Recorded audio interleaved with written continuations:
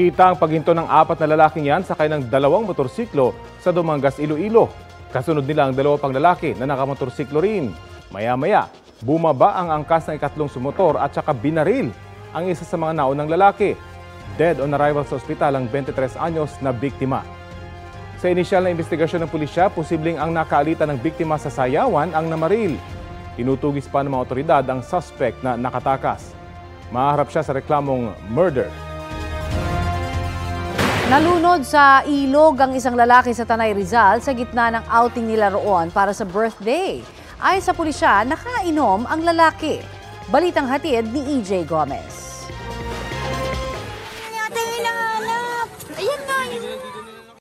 Pinagtulungang sagipin ang isang lalaking naligo sa Daraitan River sa Tanay Rizal noong linggo. Binigyan siya ng CPR. Ay, wala na kuya, nagwala na. Wala na,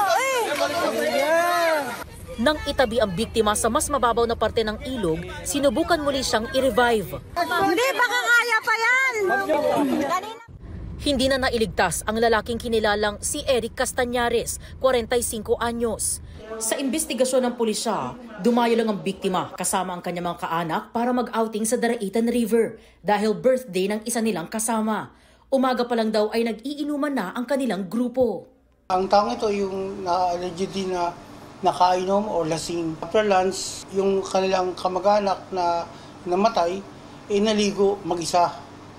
At pagdating ng alas 3 ng hapon, hinanap nila yung tao at di na makita. Ayon sa bayaw ng biktima, 2 beses lumangoy sa ilog ang lalaki. Sa kanila napansing nawawala na. Yung naglalangoy, nakita ko. Tapos tumulog ako sa dahil nakasyat kami, kami. Tapos ginising ako ng asawa ko, nawawala daw yung bayaw ko. Inabot ng 1 oras daw bago natagpuan ang katawan ng biktima. Nakitaan din daw ng malaking bukol sa likod ang lalaki na posibleng indikasyon na nadulas siya. Nung nakita po namin si Tito, namumutla na po siya, naninigas na po. Iba na po yung kulay po talaga niya. Paalala ng mga otoridad sa mga mag-outing lalo ngayon tag-init. Na maging maingat, pumunta po sa lugar na ligtas para sa paglangoy at dapat din po na may kasama po ito palagi. Po silang magpakalasing sa kalasingan, nalulunod po sila sa ilog. EJ Gomez, nagbabalita para sa GMA Integrated News.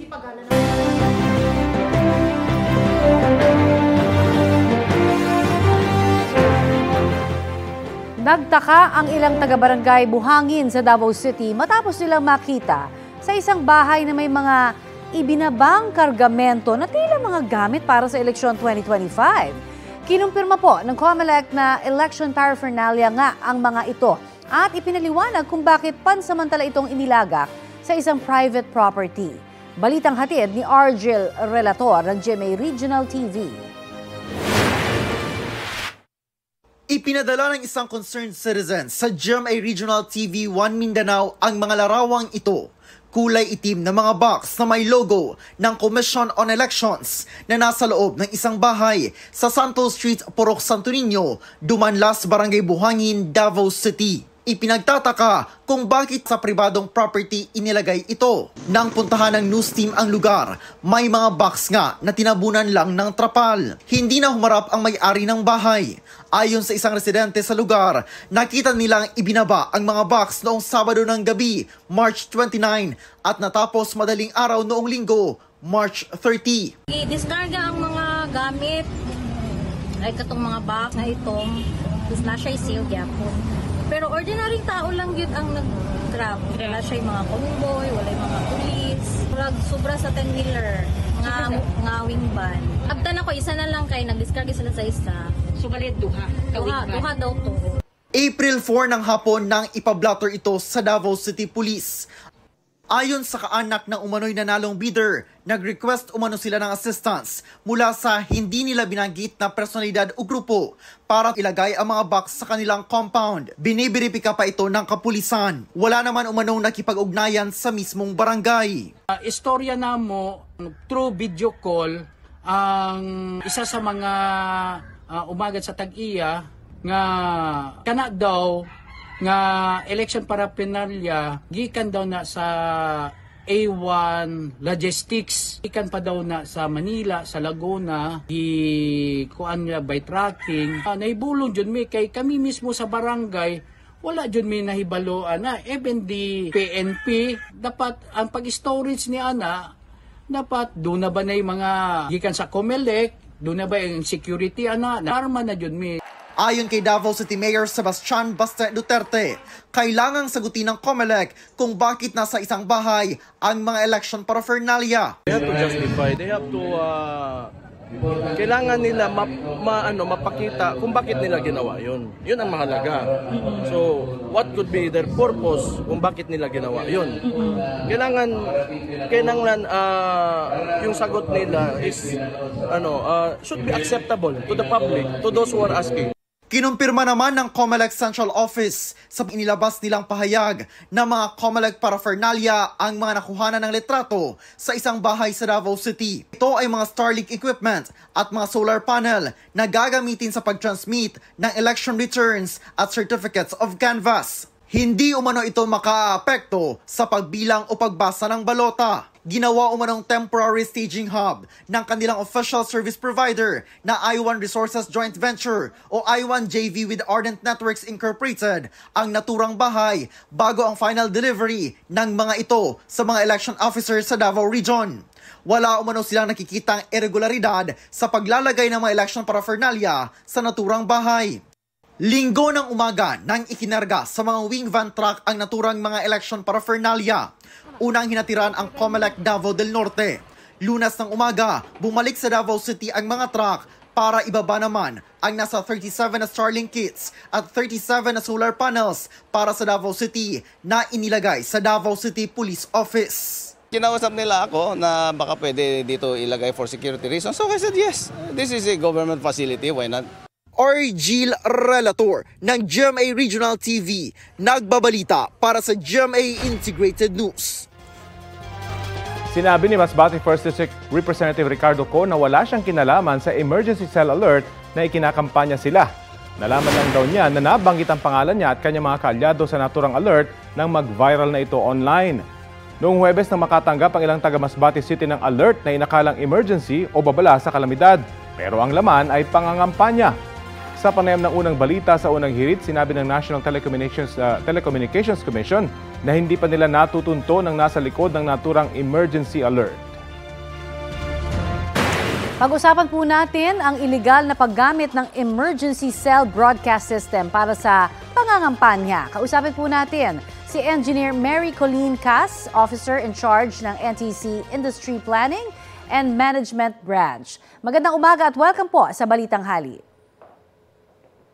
Magandang umaga po at magandang umaga po sa lahat po na nanonood. Meron na po ba tayong lead, no? Kung papaano at sino ho ang mga nasa likod ng paggamit, no, ng ilang kandidato ng emergency cell broadcast system, ma'am?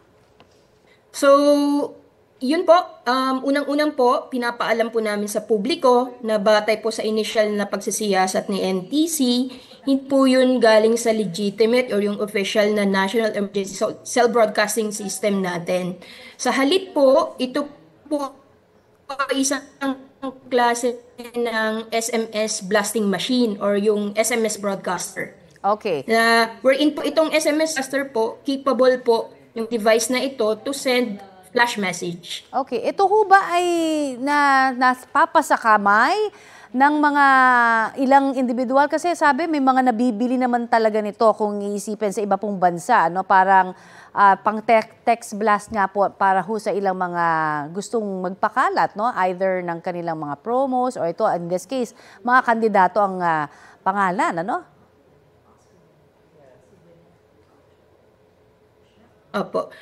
Sa kasalukuyan po, ma'am, naniniwala po ang NTC na may mga legal devices po talaga, katulad ng mga SMS blaster.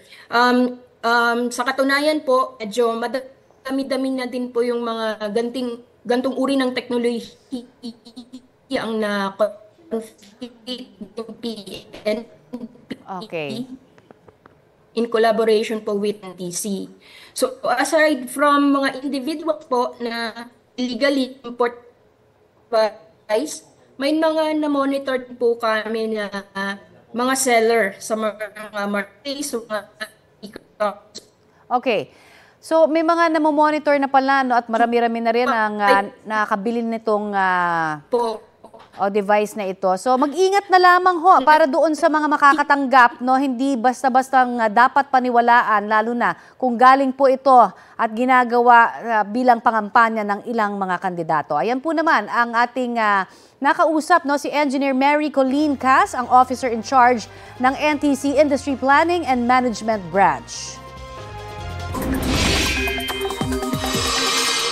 12 lugar sa bansa ang nakaranas ng matinding init at alinsangan. Ayon sa Pag-asa, na itala kahapon sa Virac, Catanduanes ang danger level na 46 degrees Celsius na heat index. 43 degrees Celsius naman sa Dagupan, Pangasinan at Sangli Point, Cavite. Habang 42 degrees Celsius sa Olongapo City, Cuyo, Palawan, Masbate City, Rojas City, Capiz, Iloilo City, Dumangas, Iloilo, Panglao, Bohol, Maasin, Southern Leyte at Hinatuan, Surigao del Sur. Magpapatuloy po ang init at alinsangan ngayong araw dahil sa easterlies ayon sa Pag-asa. Posibleng umabot sa danger level na 44 degrees Celsius na heat index sa Virac, Catanduanes. 43 degrees Celsius naman sa Sangli Point, Cavite. 42 degrees Celsius sa Dagupan, Pangasinan, Olongapo City, San Jose Occidental, Mindoro, Cuyo, Palawan, Rojas, Capiz, Iloilo City at Dumangas, Iloilo. Extreme caution level ang heat index dito po sa Metro Manila. 41 degrees Celsius sa Pasay, habang 39 degrees Celsius dito po sa Quezon City.